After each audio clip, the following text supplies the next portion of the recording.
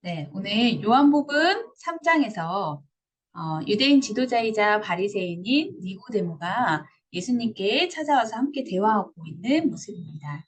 이때 예수님께서 말씀하십니다. 사람이 거듭나지 아니하면 하나님의 나라를 볼 수 없다.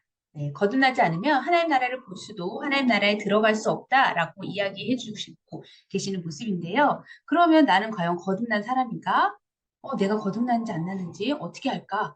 라는 것들을 이제 궁금하게 될 텐데 보시면 예수님께서 설명해 주고 계세요. 바람이 임의로 부는데 네가 그 소리는 들어도 어디서 와서 어디로 가는지는 알지 못하는 것처럼 성령으로 난 사람도 그러하다라고 말씀해 주고 계시는 것입니다. 그래서 바람이 우리가 눈으로 보이지가 않으니까 지금 바람이 어떻게 부는지 바람 자체는 눈에 보이지 않지만 여기 사진에서 보듯이 여기에는 지금 나무가 다 한쪽으로 쏠려 있는 모습을 보면서, 지금 바람이 여기 세게 불고 있구나, 라는 걸 우리가 알 수가 있죠. 이와 마찬가지로 성령께서 어떻게 일하시고, 어떻게 어디로 오고 가는지 우리는 알지 못하지만, 성령이 그 안에 내주하시는 사람은, 거듭나서 그 안에 성령이 계시는 사람은 그 사람의 변화된 모습을 통해서, 저 사람이 거듭났구나. 저 사람 안에 성령께서 계시는구나 라는 것을 알 수 있다고 말씀하시는 것입니다.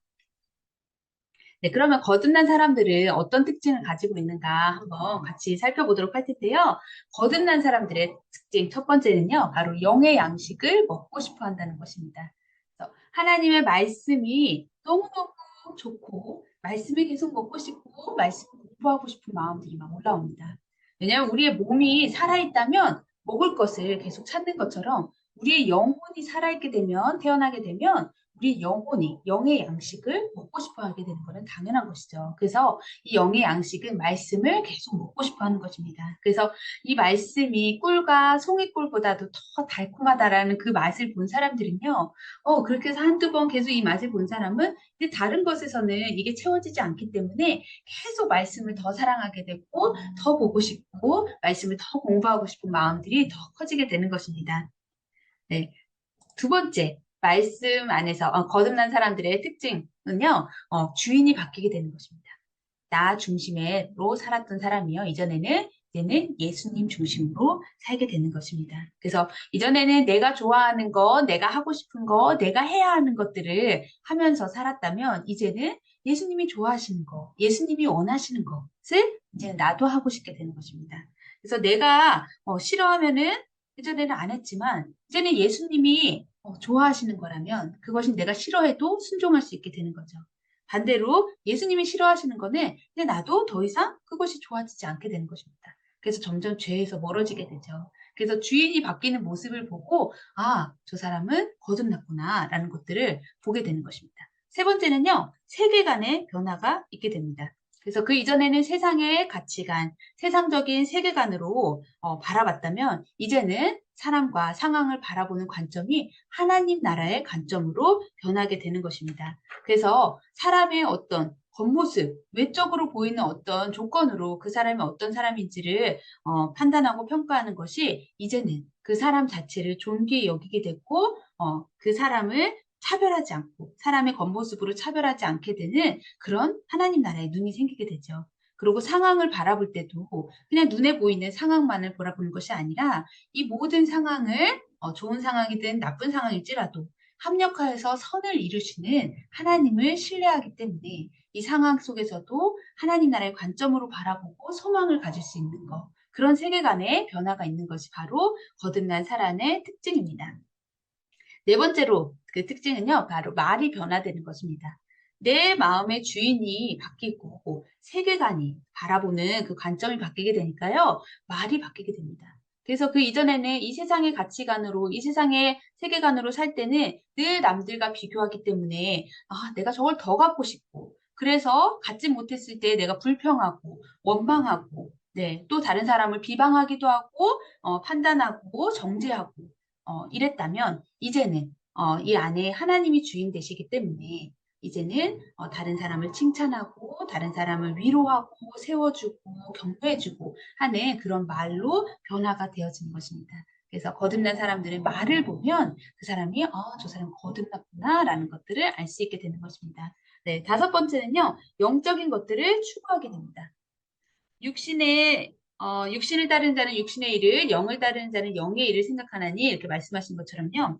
그 이전에는 이 땅에서 잘 먹고 잘 사는 것이 너무나 중요했는데 내가 세상에서 성공하고 내 자녀들이 잘 되고 좋은 직장 가고 좋은 학교로 가고 이런 것들이 중요했자면 이제는 그 이전에 그 이생의 자랑, 안목의 정욕, 육신의 정욕 이런 것들이 아니라 정말 더더 이제는 하늘의 것들 하늘의 신령한 것들, 영적인 것들을 추구하고 소망하고 그걸 바라보면서 쫓아가게 되는 것입니다. 그래서 영적인 것들을 추구하게 되니까 그 이전에 가치가 있게 느껴졌던 것들이 점점 이제는 더 이상 가치 있게 되지 않고 그래서 더 하나님을 바라보는 것에 나의 시간도 마음도 물질도 쏟게 되는 것입니다. 그래서 이런 증거들을 보면 이 사람이 거듭났구나. 또 내가 나는 거듭난 사람이구나 라는 것들을 우리가 알 수 있게 된다는 것입니다. 지금 여기에서 이 강의를 듣고 계시고 모이는 모든 분들은요. 사실 다 거듭나신 분들이에요. 뭐 어떻게 아느냐? 내가 거듭났기 때문에 내가 이 말씀이 너무 좋고 그리고 이 말씀이 정말 진리라는 걸 알기 때문에 이거를 우리 자녀들에게도 가르쳐야겠다라는 열망으로 모이신 분들이죠. 그런 열망은 이 안에 성령께서 내주하시지 않으면 절대 생기지 않는 그런 열망입니다. 거룩한 열망입니다. 그런데 우리가 의심될 때가 있어요. 나는 내가 어쩔 때는 내가 정말로 거듭난 사람 같은데 어쩔 때는 여전히 속사람과 싸워야 되고 여전히 내 생각과 행동과 나의 모습들을 보면 그 이전과 달라진 것이 없는 것 같은 그래서 때로는 자괴감이 올 때도 있는 것들을 이제 여러분들도 아마 다들 경험을 해보셨을 것입니다. 그래서 정말 거듭났다면 그 이전의 습관들, 그 이전의 행동들이 그냥 무 자르듯이 그냥 딱 잘라져서 완전히 새롭게 되면 너무 좋겠는데 우리는 그렇지 않다는 것입니다. 우리 모두 다 성화의 과정을 겪어가는 것인데요. 성화가 무엇이냐 여기 정의되어져 있는데 보시면 하나님을 향하여 거룩하게 되어가는 것입니다. 한 번에 이것이 단번에 이루어지는 일이 아니고요. 점차 우리가 거룩 안에서 거룩하게 자라나는 과정이 바로 우리의 삶의 그런 여정이라는 것을 우리가 기억한다면 지금 내 모습을 보면서 때로는 나는 거듭난 사람이구나 라고 마음에 뿌듯함이 기쁨이 있다가도 내 모습을 보면 너무 속상하고 마음이 아프고 또 이렇게 좌절감이 들 때가 있어요. 근데 지금 다 내가 하나님 안에서 이 과정도 지금 성화되어 가는 과정이다라는 것들을 생각하신다면 그 모든 과정에서 또 하나님을 붙잡을 수 있게 되는 것이죠. 그래서 빌립보서 2장 12절 말씀을 보면요. 두렵고 떨리는 마음으로 자기의 구원을 이루어 나가십시오라고 세 번역으로 이렇게 되어 있습니다. 우리의 구원은요. 전적인 하나님의 선물입니다. 하나님의 주권으로 이루어지는 것이죠. 그래서 하나님께서 우리를 주권적인 역사로 우리를 구원하셨지만 우리는 늘 두렵고 떨리는 마음으로 하나님 안에서 그 구원을 이루어 나가는 것이 성화의 과정, 성화의 삶을 살아가면서 거룩함을 안에서 자라나는 것이 또 우리가 하나님 앞에 행해야 되는 반응이라는 것을 우리가 기억하면 좋겠습니다. 네, 여러분 11조 하시죠? 왜 갑자기 뜬금없이 11조라고 이렇게 생각할 수 있는데요. 여러분 11조 왜 하시나요? 11조는 내 물질의 주인이 하나님이십니다. 라는 고백이죠. 그래서 내 물질, 내가 가진 모든 것이 하나님으로부터 왔고 또 이 모든 것의 주인은 하나님이십니다. 라는 고백으로 나에 들어오는 수입의 10분의 1을 떼어서 하나님께 드리는 그 고백이 바로 11조인 거죠. 이와 마찬가지로요. 내 삶의 주인은 하나님이십니다. 라는 고백의 의미로 우리는 우리 시간의 11조를 하나님께 드릴 수 있어야 합니다. 근데 이렇게 생각할 수 있어요. 왜, 내 삶의 주인이 하나님이시라는 그 고백으로 왜 시간을 드려야 될까? 라고 생각할 수 있는데요. 여러분 잘 생각해 보시면 우리의 인생은요, 이 시간에 축적된 결과입니다.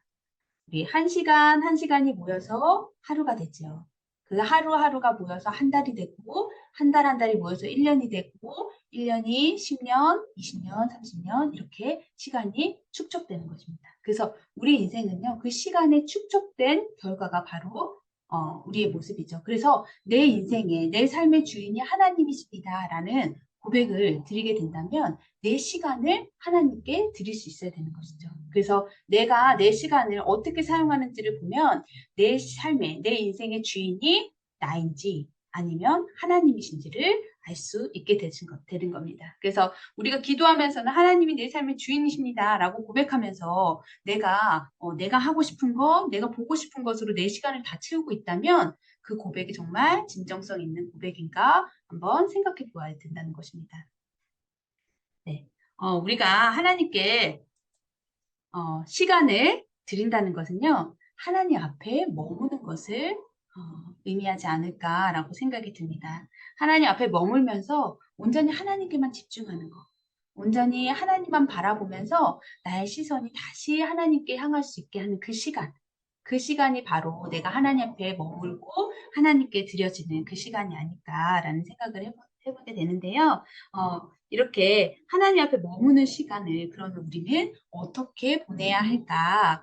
이런 것들을 구체적으로 한번 같이 나눠보고 싶어서 여러분들에게 소개하려고 합니다. 네. 하나님이 내 삶의 주인이시라는 고백으로 내가 하나님 앞에 머물기 위해서는요, 첫 번째로는 시간을 구별하는 겁니다. 그래서 시간을 내가 이 시간만큼은 다른 것 아무 것에도 방해받지 않고 오직 하나님께만 집중하겠다. 그래서 모든 가족이 잠들어 있는 새벽 시간이 가장 좋지만 그거는 개인의 다 상황이 다르므로 제가 뭐 무조건 새벽을 사십시오 이렇게 할 수는 없지만 새벽을 추천합니다. 근데 더 중요한 거는 시간을 일단 구별하시는 겁니다. 그래서 이 시간만큼은 내가 다른 어떤 것에도 방해받지 않고 하나님께 집중하겠다 하는 그 골방의 시간을 구별해 놓는 것입니다. 네. 두 번째는요, 하나님 앞에 머물기 위해서 내가 그 시간을 구별해서 무엇을 하느냐? 네, 하나님께 찬양하는 것입니다. 네, 혼자 하나님 앞에 나와서 하나님을 찬양하는 거. 우리 하나님을 찬양하기 위해서 지어진 존재이지요. 그래서 우리가 하나님을 찬양할 때요, 우리의 영은 가장 행복합니다.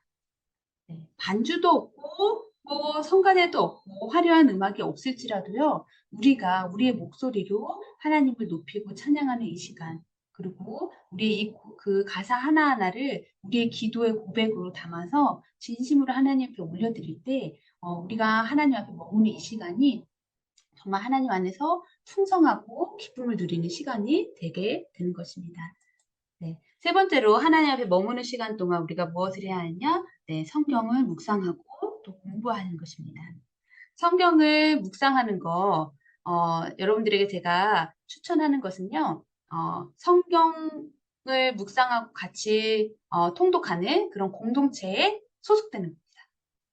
제가 이것을 거룩한 안전벨트라고 이름을 지었는데요. 이 안전벨트, 거룩한 안전벨트로 나를 묶는 것입니다. 그래서 내가 혼자 하면 그냥 창세기만 읽다가 늘 멈춰요. 근데 그게 아니라 공동체에 소속돼서 읽게 되면요. 계속 억지로라도 끌려가게 되고 같이 말씀을 읽기 때문에 오래 말씀을 볼 수 있게 되는 것입니다. 포기하지 않고 계속 공동체 안에 소속되는 걸 추천드리고 더 추천드리는 거는 그 공동체의 리더가 되기를 추천합니다.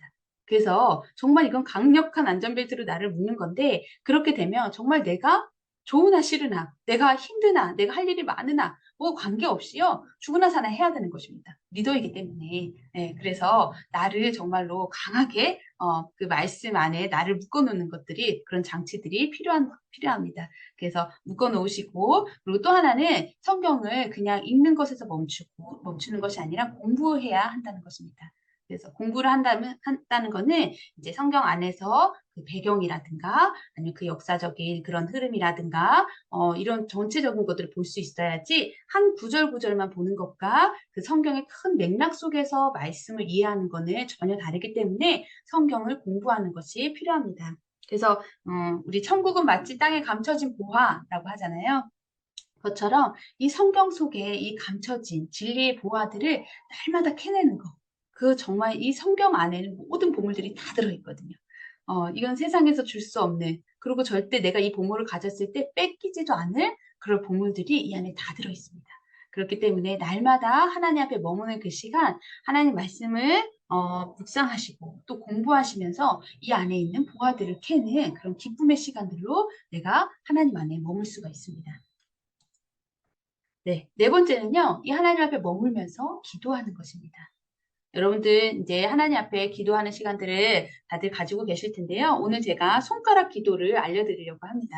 손가락 기도라 하면요. 우리가 이렇게 손을 모으고 하나님 앞에 기도할 때 손가락을 하나씩 접으면서 이 각자에 맞는 기도 제목들을 하나님께 올려드리는 것입니다. 네, 첫 번째 엄지손가락인데요. 우리 엄지손가락 하면 언제 쓰죠? 네, 제일 먼저 최고 이럴 때 쓰죠. 그래서 우리 성경에서 마태복음 6장 33절 너희는 먼저 그의 나라와 그의 의를 구하라. 그리하면 이 모든 것을 너희에게 더하시리라 이렇게 말씀하셨어요. 그래서 우리가 먼저 구해야 될 거는 하나님의 나라, 하나님의 의입니다. 그래서 내 안에 하나님 나라가 임하시기를 위해서 기도하시고 또 내 안에 또 우리 가정에 또 우리 공동체에 우리 나라에 우리 열방에까지 하나님께서 그 기도의 지경을 넓혀가실 텐데 네, 하나님 나라를 위해 하나님 나라가 임하기를 기도하시고 네, 두 번째는요. 검지.